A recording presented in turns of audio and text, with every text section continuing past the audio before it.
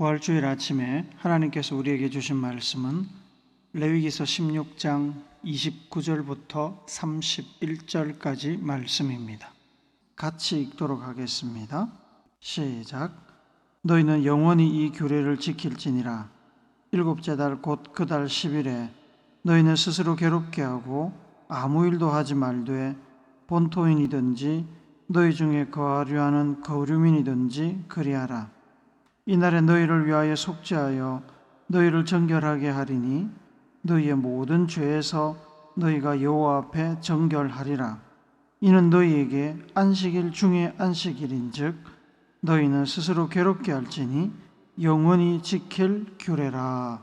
아멘. 맥스 루카도의 은혜를 만끽하는 비결이라는 책에 보면 브라질에 있는 한 민영교도소에 관한 이야기가 나옵니다. 브라질 산호세에 캄포라스라는 도시가 있습니다. 그곳에 휴마이타라는 민영교도소가 있습니다. 이곳은 본래 국가가 운영하던 교도소였습니다. 재범률이 75%에 이르는 재소자 4명 중 3명이 다시 범죄자가 되는 악명 높은 곳이었습니다. 1984년에 브라질의 가톨릭 계열 교정 선교단체인 범죄자 보호 지원 협회가 이 교도소의 운영권을 넘겨받았습니다. 그 이후로 이 교도소는 기독교 정신에 입각한 교정 프로그램을 운영하며 죄수들을 자선활동에 참여시킴으로 인해 재범률이 75%에서 무려 4%로 감소하였습니다. 교도소에는 오직 2명의 전임 직원만이 상주하고 대부분의 업무는 수감자들에 의해 자발적으로 이루어졌습니다. 우리나라에도 여주에 가면 소망교도소라고 아가페재단이 운영하는 민영교도소가 있습니다. 하루는 척 콜슨이라는 분이 휴마이타 교도소를 방문했습니다.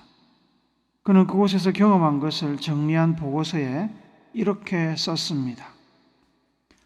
나는 휴마이타를 방문하였을 때 모든 수감자들이 웃고 있는 것을 보았다.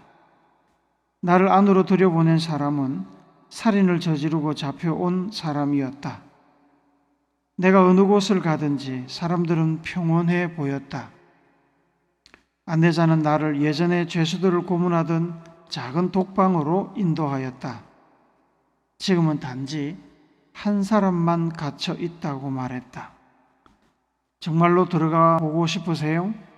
물론입니다. 그는 천천히 육중한 문을 열었다. 나는 그 독방에 있는 죄수를 보았다. 휴마이타의 식구들이 아름답게 조각해 놓은 십자가가 눈에 들어왔다. 그 교도소의 유일한 죄수인 예수는 그 십자가에 달려 있었다. 예수님은 우리 모두를 위해 남은 형기를 채우고 계십니다. 안내자가 조용히 말했다. 안내자의 비유적인 고백을 여러분은 다 이해하시지요? 세례 요한은 자기에게 세례를 받으러 오시는 예수님을 발견하고서 보라, 세상 죄를 지고 가는 하나님의 어린 양이로다 라고 군중들에게 예수님을 소개했습니다. 요한의 소개대로 예수님께서는 인간의 죄를 전부 어깨에 지고 골고다 언덕을 올라가 십자가에 달려 죽으셨습니다. 모든 인간의 죄값을 대신 치르셨습니다. 예수님께서 죄값을 치렀기에 인간은 죄의 결과인 죽음에서 벗어나 생명, 곧 영원한 생명을 얻게 되었습니다. 그런데 언뜻 이해가 되지 않는 것은 예수님은 2000년 전에 인간의 죄값을 대신 치르고 죽으셨는데 2000년이 지난 오늘날 살고 있는 우리의 죄값을 어떻게 대신 치르고 우리를 살려줄 수 있을까요? 앞서 소개한 예화에 등장하는 교도소의 안내자에 예수님은 우리 모두를 위해 남은 형기를 채우고 계십니다 라는 말처럼 예수님은 2000년 전부터 오늘까지 어딘가에서 계속 우리의 죗값을 치르고 계신 걸까요? 이 질문에 대한 대답이 성경에 나옵니다. 히브리서 7장 29절과 9장 12절을 연속해서 같이 읽도록 하겠습니다. 세번역 성경으로 읽습니다. 시작. 그는 다른 대제사장들처럼 날마다 먼저 자기 죄를 위하여 희생제물을 드리고 그 다음에 백성을 위하여 희생제물을 드릴 필요가 없습니다.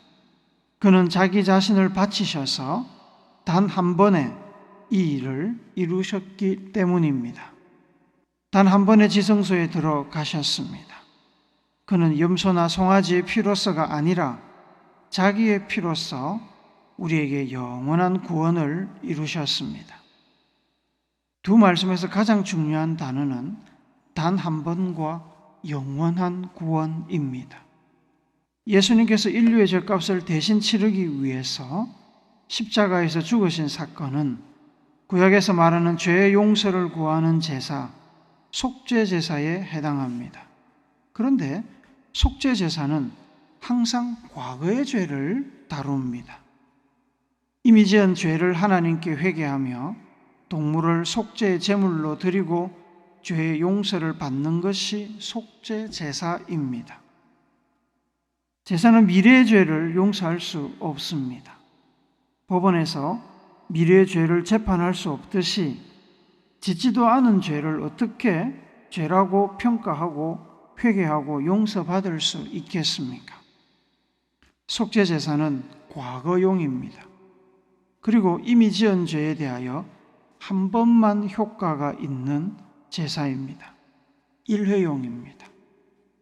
그런데 예수님께서 인류 전체의 죄값을 대신 치르기 위해 십자가에서 자기를 희생하신 이 속죄제사는 구약에 등장하는 일반 제사와 달리 과거의 죄뿐만 아니라 현재의 죄, 미래의 죄, 인간이 이 땅에서 살면서 죽을 때까지 지을 수 있는 모든 죄를 속죄할 수 있는 영원한 제사입니다. 좀 전에 본 히브리서 7장 27절에서 그는 자기 자신을 바치셔서 단번에 이 일을 이루셨다라고 말씀하는데, 이는 한 번의 제사를 드렸지만 한 번으로 과거, 현재, 미래의 모든 죄값을 대신 치르는 일을 완성했다는 말입니다. 더 이상 제사를 드리기 위해서 정결의식을 하고 동물을 잡아 번제단에서 불태우는 노력이 필요 없어졌다는 뜻입니다. 이렇게 될 수 있는 것은 사람의 노력으로는 불가능합니다. 오늘 우리가 기억하고 기념하는 예수님의 부활과 관련이 있습니다. 오늘 우리가 읽은 본문은 레위기에 나오는 수많은 율법 중에 하나입니다. 절기에 관한 것인데 구약의 율법 중에 백성들의 영적인 삶에 가장 영향력이 큰 율법이라고 할 수 있습니다. 오늘 본문이 포함된 레위기 16장은 이스라엘 백성들이 속죄일이라고 부르는 날에 관한 율법 중에 일부입니다. 속죄일은 욤 키푸르라고 하는데 죄를 속하는 날이라는 뜻입니다. 욤은 날이고 키푸르는 죄를 속한다는 뜻입니다.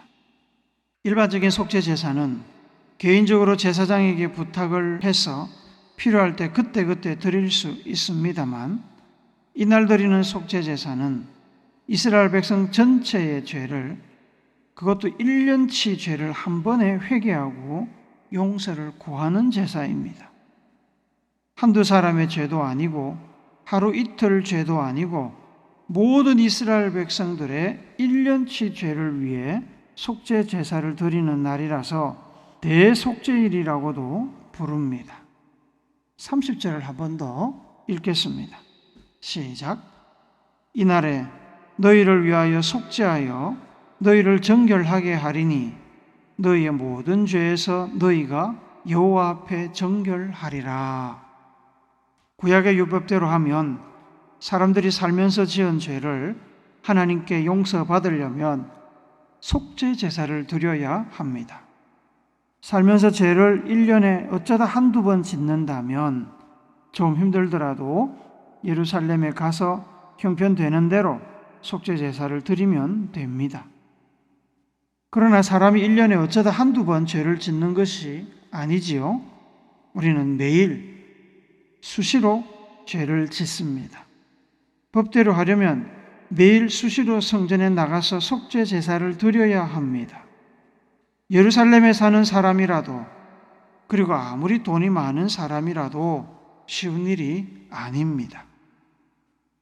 하물며 예루살렘 이외의 지역에 사는 사람이라면 죄를 지을 때마다 제사를 드리는 것은 불가능합니다.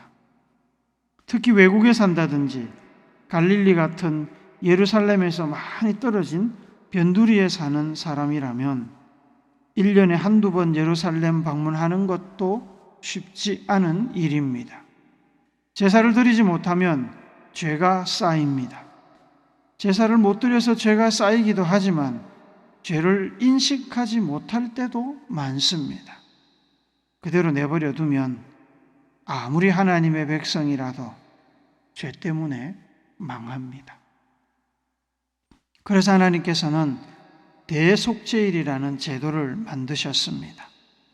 대속죄일은 히브리 달력으로 매년 7월 10일입니다.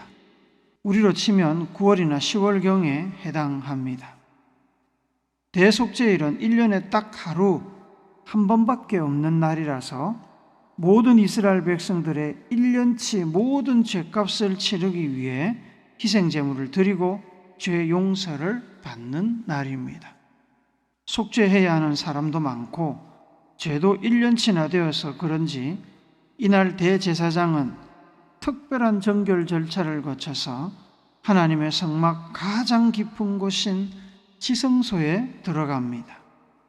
지성소에는 하나님께서 거하시는 곳이라서 죄나 흠이 있는 사람이 들어가면 하나님의 거룩함을 견디지 못하고 즉사하는 곳입니다. 그래서 절차가 매우 까다롭습니다. 대제사장은 소를 잡아 자기의 죄를 위한 속죄 제사를 드리고 겸손하게 세마포 옷을 입습니다. 백성들 전체의 1년치 죄를 속죄하기 위해 두 가지 의식을 진행하게 됩니다. 하나는 염소 한 마리를 잡아 그 피를 가지고 지성소에 들어가 법궤 위에 뿌립니다. 그리고 나와서 그 염소를 번제단에 올려 속죄를 위한 번제물로 태웁니다. 다른 하나는 또 다른 염소 한 마리를 준비해서 대제사장이 지성소에 들어갔다가 나온 뒤에 사람의 모든 죄를 그 염소에게 전가시키는 의식을 하고 준비된 사람을 시켜 그 염소를 광야로 끌고 가서 내다 버립니다. 이것을 아사셀이라고 부릅니다.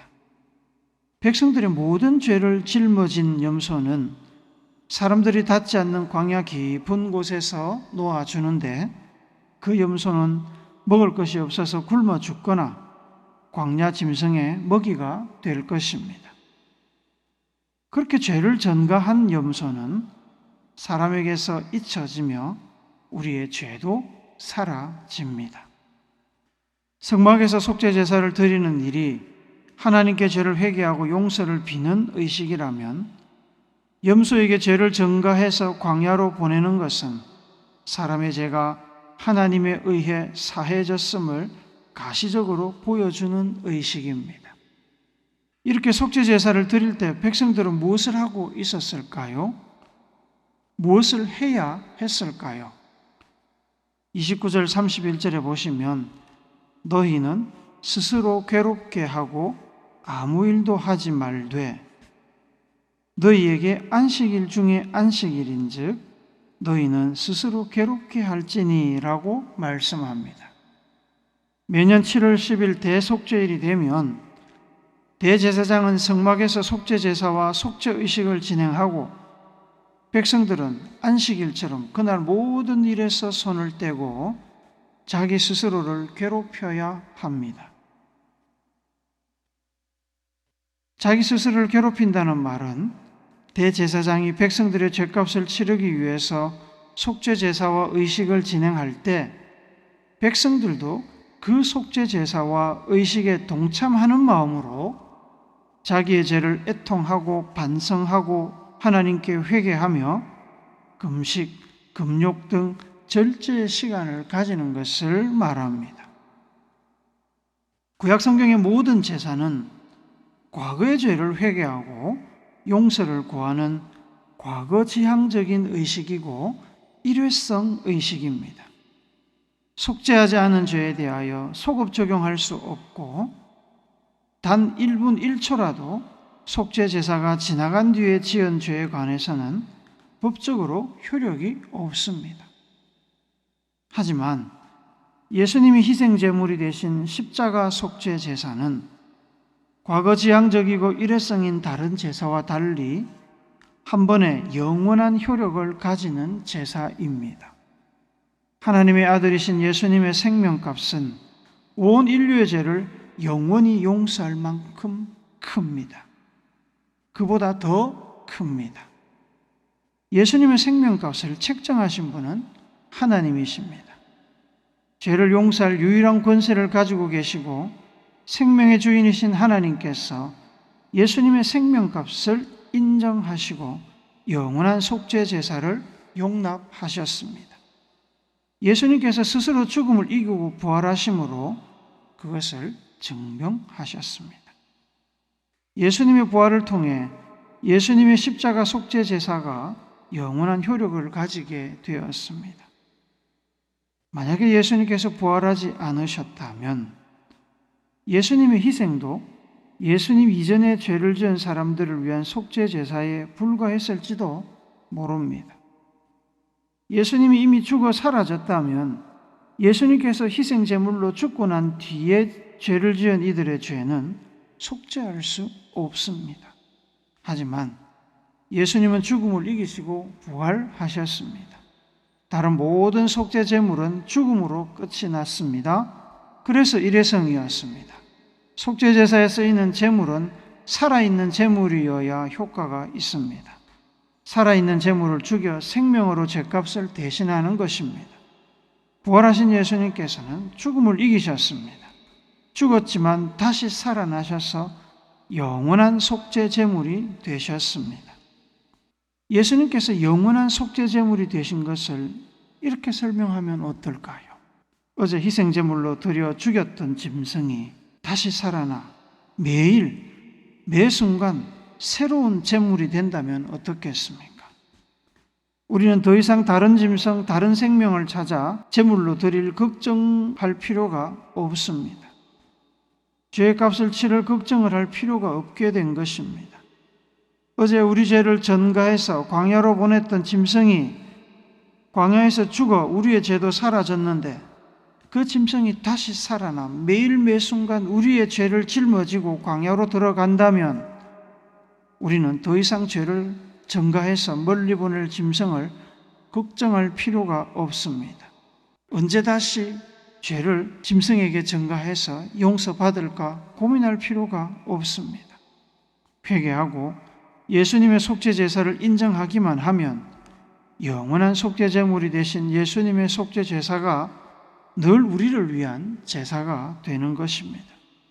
서두의 예화와 관련시켜서 우리의 죄의 형량을 부활하여 살아계신 예수님께서 매일 감옥에서 대신 살고 계신다면 우리는 감옥살이 할 필요가 없습니다. 우리는 감옥에 나와 자유인이 되는 것입니다. 부활하신 예수님이 영원한 속죄 제물이 되셔서 이 역할을 하셨습니다. 그 때문에 우리는 생명을 건지고 죽음의 공포에서 벗어나 자유를 누리게 된 것입니다. 예수님의 부활은 우리의 과거와 현재와 미래의 모든 죄를 예수님께 전가하고 우리가 죽음으로부터 영원히 자유하게 되는 유일한 길이며 보장이며 보증수표입니다. 부활하신 예수님께서 어제의 죄도 오늘의 죄도 내일의 죄도 영원히 책임지십니다.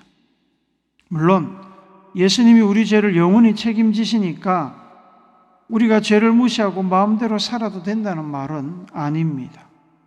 그것은 하나님의 말씀과 우리 죄를 용서하기 위해 희생하신 예수님을 모독하는 일입니다. 예수님의 속죄를 오용하고 남용하는 일입니다. 대속죄일에 대제사장이 목숨을 걸고 지성소에 들어가 백성들의 죄를 위해 속죄할 때 백성들은 그저 놀고 먹고 즐긴 것이 아닙니다. 백성들은 자기 몸을 괴롭히며 자기의 죄를 애통하고 회개하며 대제사장의 속죄 제사에 마음으로, 의식적으로, 영적으로 동참했습니다. 우리도 죄를 짓지 않는 것이 제일 좋지만 죄를 짓는다면 겸손한 자세로 회개하며 예수님의 영원한 속죄 제사에 동참해야 합니다. 죄를 회개하고 속죄 제사에 동참하면서 죄를 가볍게 여길 수 있습니까? 그럴 수는 없습니다. 사랑하는 오늘교회 성도 여러분, 예수님께서 죽음을 이기고 부활하셨습니다. 오늘 저는 속죄 제사와 연관시켜서 부활의 의미를 설명해 드렸습니다만, 그렇다고 실제로 예수님께서 매일 우리를 위해 속죄 제물이 되어 죽임을 당하시고 매일 죄를 지고 광야로 끌려가는 것은 아닙니다. 실제로 교도소에서 우리 대신 형을 살고 계신 것은 아닙니다. 부활하신 예수님께서 우리를 위한 영원한 속죄 제물이 되셔서 우리의 과거, 현재, 미래의 모든 죄를 위한 죄값을 다 치르셨습니다. 예수님의 희생과 부활로 인해 우리는 죽음에서 자유하게 되었습니다. 죽음을 이기시고 부활하신 예수님의 영원한 속죄 제사의 효력이 우리 것이 되는 유일한 길은 믿음입니다. 믿음으로 받아들이면 됩니다. 하나님께서는 당신의 아들을 십자가에 죽이는 희생을 감당하시면서 우리를 위해 우리가 살 수 있는, 우리가 구원받을 수 있는 가장 쉬운 길을 열어 놓으셨습니다. 이것이 은혜입니다. 예수님의 십자가 희생과 부활로 이루어진 놀라운 이 속죄의 사건을 믿음으로 받아들이시기를 바랍니다. 예수님의 영원한 속죄의 효력이, 십자가의 사랑과 부활의 은혜가 우리 모두의 것이 되기를 부활의 주 예수님의 이름으로 축복합니다. 아멘.